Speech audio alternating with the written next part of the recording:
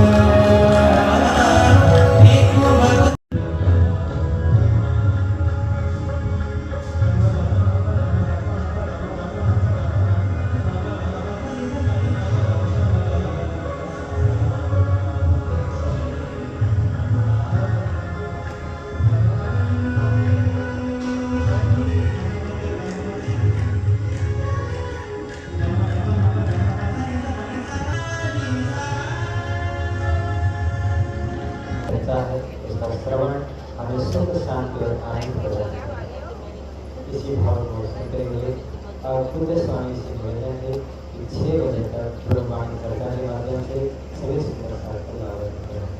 पूज्य स्वामी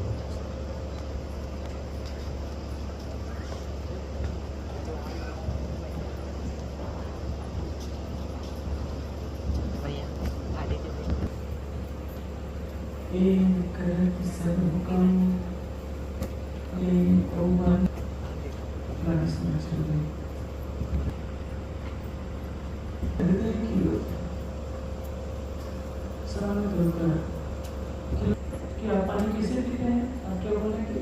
मेरे मन में इच्छा हो। क्या आपके मन में संकल्प हुए बिना इच्छा हुए बिना पानी पी सकते हैं? ये शांत को दिया है कि जब जी ने कहा था कि घोड़े को चढ़ने में जितना समय लगता है मुझे इतने समय के अंदर पहुंचाना चाहिए। अष्टों ने कहा था कि तुम्हें मिल जाएगा जनक, लेकिन मुझे दक्षिणा चाहिए और दुनिया उस मन से सोचने का अधिकार तो होता है, परिणाम क्या होता है? तक जनक बैठे रहते हैं करत सब हुक्म वे अव्वल से अतित कि तुम्हें बीज खाऊं मैं कि तुम्हें बीज खाऊं में नहीं मैं व्यावृत सो करूंगा। इतनी तो कीमत की बात कही जाती है। कीमत में क्या है? बताया जा रहा है कि एक ही अच्छा कई बार इसका पसंद होता है। बर्फ जब जमा हुआ है तो उसको क्या कहते हैं? जमा हुआ पानी के एक द्रव्य जल तत्व है। जब घनीभूत एक जपाई बहुत महत्वपूर्ण है। हक भी कहे दिल में पर्दा समूले बेवरन कर। हक भी कहे दिल में, राजी कहाँ है? हमारे दिल में। जिस दिल में आप राज्य को बसाते हैं वो दिल ही तो पर्दा बन गया। दिल ही खामोशी का स्वरूप है। जैसे मान लीजिए आपके दिल में क्या है? संसार की कोई ना कोई इच्छा तो है। जैसे देखिए इसी प्रकरण में चौपाई कहती है, आप अपन सोवत है नींद में खेल खिलावत कसम। हम निद्रा में सो रहे हैं। निद्रा में क्यों सो रहे हैं? हमारे दिल में फरामोशी आ गई है। एक प्रकरण यह है, हर रूहों को हर खिलवत में फरामोशी लगी। प्रश्न यह है कि क्या खिलवत में फरामोशी आ सकती है? खिलवत तो राज्य का दिल है, श्यामा जी का दिल है, आपका दिल है, उसमें फरामोशी कैसे आ सकती है? अज्ञानता कैसे आ सकती है? सूर्य में अंधकार कैसे आ सकता है? किसी को स्वीकार नहीं होगा। खेल को देखने के नाते खेल को देख रही है, इसलिए कहना पड़ता है कि परम धाम में वैदत के अंदर फरामोशी ने प्रवेश कर लिया। मूलतः नहीं किया लेकिन कर भी लिया। जैसे एक शेर के सामने, शेर को पिंजरे में बंद कर दीजिए और उसके पास एक मृग को, भले ही शेर पिंजरे को तोड़कर नहीं निकलेगा, लेकिन जब गुर्राएगा तो बेचारा बकरा भय के मारे कुछ खा नहीं पाएगा। कितना भी खिलाया जाए तो भी उसका स्वास्थ्य नहीं बढ़ सकता है, क्योंकि उसके हृदय में पिंजरे में रहने वाला सिंह हमेशा प्रवेश किए रहेगा। बस ये कहानी है। जैसे किसी खट्टी वस्तु को दूर से देखते भी आपकी जीवा पर आ जाता है। खट्टा पदार्थ दूर में है, लेकिन केवल विचारों के चिंतन मात्र से कि वो खट्टा पदार्थ है, जीवा पर लहर की उत्पत्ति हो जाती है। उसी तरह से समझिए, परम धाम की आत्माएं माया के खेल के देखने की जैसे इच्छा करती हैं, इस जीव पर बैठकर जैसे खेल को देख रही हैं, तो परमात्मा के तन में फरामोशी आ जाती है। वैदत में फरामोशी, खिलवत में फरामोशी, निस्बत के स्वरूपों में फरामोशी, एक असंभव बात संभव में परिवर्तित हो जाती है। लेकिन जब प्रार्थना ज्ञान का प्रकाश मिलता है तो बार बार समझाने पर भी कोई मैं खुद ही लाए तो राज्य को कठोर शब्दों में कहना पड़ता है।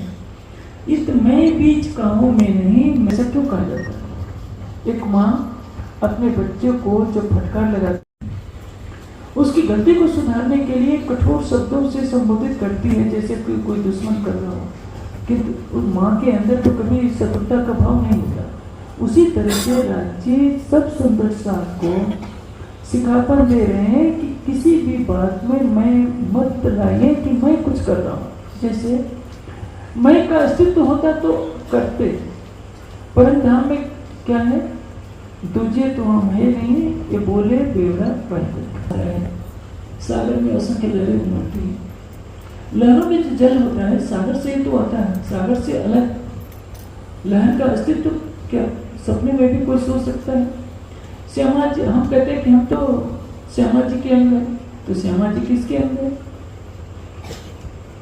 राज्य के दिल कौन है? श्यामा जी। श्यामा जी के दिल कौन है? सखियों। सखियों के दिल कौन है? खूब खुशहालियां। यहाँ के भावों से समझने के लिए परम धाम में मत समझिए। कभी कभी तो परम धाम की लीला को ऐसे वर्णन किया जाता है जैसे, तो क्या कहा जाता है कि खूब खुशहालियां पुखराज में रहती है, पुखराज के महलों में रहती है, और खूब खुशहालियां कभी रंगमहल में प्रवेश नहीं कर सकती। तो वो रंगमहल क्या कहला है जहाँ बंधन बन गया। हम माया की दुनिया में रह रहे हैं, इसलिए अर्शव का वर्णन किया। ले मसाला इत कर, पशु पक्षियों को भी रोक लगा दी जाती है कि तुम रंगमहल के अंदर नहीं जाओ। भाई वो पशु पक्षी कुछ है नहीं, खिलौने जो हक्के से दूसरा क्यों कहला है? ये दूसरा तो कहला है जो कोई होवे इब्तदार। आपको खिलवत की बात बतानी है, लेकिन जाहिरी लीला में भी यदि खिलवत का प्रवेश करा दिया जाएगा तो लीला कैसे होगी? जैसे माया के संसार में है, माया के संसार में एक राजा है, एक रानी है, रानी की सेविकाएं हैं। इन्हीं भावों को लेकर परम धाम की लीला का वर्णन किया गया है, ताकि हम हमारी मोटी बुद्धि कुछ कुछ लीला को समझ सके। लेकिन दूसरी जगह पर उसी बात पर आपत्ति जता दी गई है कि खिलौने जो हके सो दूसरा क्यों कहलाए, ये दूसरा तो कहलाए जो कोई होवे इब्तदार। परम धाम में कोई पशु पक्षी नहीं है, खूब खुशहालियां नहीं है, वहां बंदर नहीं है, रंग महल भी नहीं है, केवल राज्य है। राज्य का दिल ही क्रीड़ा कर रहा है, असंख्य रूपों में दृष्टिगोचर हो रहा है, लीला रूप में। लेकिन माया की दुनिया में जब बताना पड़ता है तो ये भेद की रेखा खींचनी पड़ती है, कहना पड़ता है एक एक मोमिन के अलग सेवक। किसी को ये पता नहीं कि जिसको सेवक कहा जा रहा है वो सेवक के रूप में तो स्वयं है। एक तरफ राज्य लीला रूप में श्यामा जी के साथ हैं, तो दूसरी जगह लीला रूप में वही सखियां हैं, वही खूब खुशहालियां हैं, वही पशु पक्षी हैं, और उन्हीं का हृदय जीवी जात भी रूह की रूह जात आसमान। धरती के रूप में कौन है? राज्य का दिल। आकाश के रूप में कौन है? वायु के रूप में कौन है? राज्य का हृदय ही तो है। और जिसने उस भावना से समझ लिया वही तो कर सकता है सर्वम खलिदम ब्रह्म। इसलिए मनुष्यों ने सर्वम खलिदम ब्रह्म की कल्पना की, किंतु उसको यथार्थ रूप में जान नहीं पाए। तात्पर्य वाणी के माध्यम से इस गान रस के सारे पर्दे को हटाया गया है, और खिलवत जिसके बारे में मैंने कहा केवल दिल, ये दिल का संबंध है, संसार का संबंध है। मैंने प्रारंभ में एक दृष्टांत दिया था, एक गरीब की झोपड़ी में रहने वाले 5 साल के बच्चे का और एक चक्रवर्ती राजा का जो सोने की महल में रहता है। दोनों में कैसी असमानता है, लेकिन यदि दोनों में प्रेम होगा तो राजा भूल जाएगा कि मैं राजा हूँ, बच्चा भूल जाएगा कि मैं झोपड़ी में रहने वाला हूँ। और आत्मीयता होने पर यदि राजा उस बच्चे को अपने महल में ले जाता है तो अधिकार के साथ वो बच्चा बिना डरे हुए राजा के बगल में सिंहासन पर बैठ जाएगा, उसकी गोद में भी बैठ जाएगा, क्योंकि उसको भय नहीं है। हमारे पास भय है कि यदि हमने राज्य को भोग नहीं लगाया तो राज्य हमारा नाश कर देगा। राज्य किसी का नाश करने वाले नहीं है। राज्य के पास भावना भी नहीं है कि मैं किसी का नाश करूं। जो ये कहता है दुख न देव फूल टॉफली देखो सुनता नहीं सागर है, वो कभी दुनिया के देवी देवताओं की तरह नहीं है कि उनका मंत्र जप नहीं किया तो कुछ अनिष्ट हो जाएगा। जैसे सुंदर साहब भी कहते हैं, आपने अशुद्ध पढ़ दिया, आपने कुछ ऐसा कर दिया तो नाश हो जाएगा। सुंदर साहब जी भय छोड़िए, जहाँ प्रेम होता है वहाँ भय नहीं होता, जहाँ भय की दीवार खड़ी हो जाती है वहाँ प्रेम नहीं होता। तुलसीदास जी ने जरूर कहा है कि भय बिन हो न प्रेम, ये संसार के धरातल पर कही जाती है। पिता पुत्र में जो संबंध है एक मर्यादा का है, का भय दिखाया जाता है तो उनमें आत्मीयता होती है। माँ बेटे में संबंध है, पति पत्नी में है, मित्र मित्र में है। संसार के रिश्तों को निभाने के लिए एक भय का आवरण दिया जाता है कि उस रिश्ते को न तोड़ा जाए, नहीं तो क्या होगा, अनिष्ट होगा। तो इसलिए तुलसीदास जी ने कहा है कि भय बिन हो न प्रीत, वो सागर को बांधने के संबंध में बात की गई है। लेकिन जहाँ प्रेम का वास्तविक स्वरूप है वहाँ द्वैत होता ही नहीं। दिल मिले बिना प्रेम हो ही नहीं सकता। मैंने बार बार इस चर्चा के दृष्टांत में कहा है कि यदि राजा का दिल और गरीब बच्चे का दिल नहीं मिलता तो दोनों में आत्मीयता नहीं हो सकती, दोनों में प्रेम नहीं हो सकता। यदि आपको राज्य से प्रेम करना है, यदि का जो समय रहेगा तो 8 से लेकर के 10 बजे तक का समय है। तो सभी सुंदर साथ से निवेदन है कि समय पर इस सभा मंडप में आकर के अपना स्थान ग्रहण करेंगे। और इससे पहले एक सूचना है, किसी भी सुंदर साथ को यदि कोई कान की बाली मिली हो जो सोने की है तो वो कार्यालय में या जोशना माता जी को जमा कर दीजिएगा। किसी माता की बाली जो है कान की जो खो गई है वो सोने की बाली है, तो कहीं पर भी यदि उपसाथ है। आज का जो सभा है यहाँ पर हम समापन प्रार्थना महाराज की सभी अपने अपने गंतव्य की ओर प्रस्थान कर सकते हैं। सबको प्रणाम।